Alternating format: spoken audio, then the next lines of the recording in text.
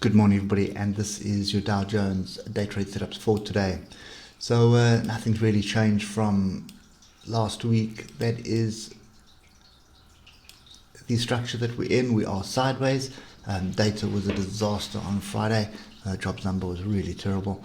It did impact it slightly. We had the sell-off, but didn't really impact it that much if you all things considered. Basically just bottom of range at the moment. So for me right now, strategy has not changed as of yet. This is a range. I'm not interested in trading a range. If we start dropping below, let's just fine tune that. So that is the level I need to pay attention to. It is the 155 as well on the 3 hours. So that's 35,287. Break and retest that area is an opportunity to be short. Otherwise, at the moment, if you're a range trader, this is an area to be buying. For me, I'm not interested in trading the range, have no interest in this, especially when we're below and above the moving averages like this. So looking at the other bits of structure that we can see at the moment, grouping of the oscillators right now, not quite there yet, but pretty much in a half decent area. We are below the moving averages. I suspect that US Open, this area will be tested again at 35,360 unless Europe falls apart this morning, which I don't think is going to happen just yet. And that's kind of the area that we need to pay attention to.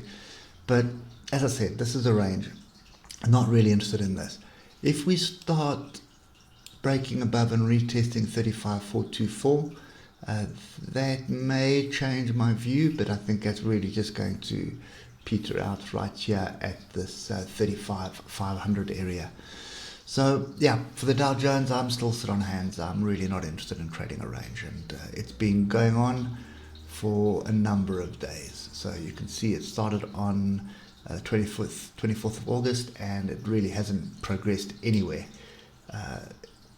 by the 3rd of September.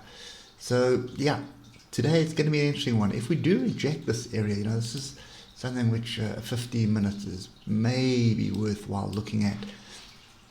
So you've got two areas to watch. The first one is 35,360 and the other one is 35,424.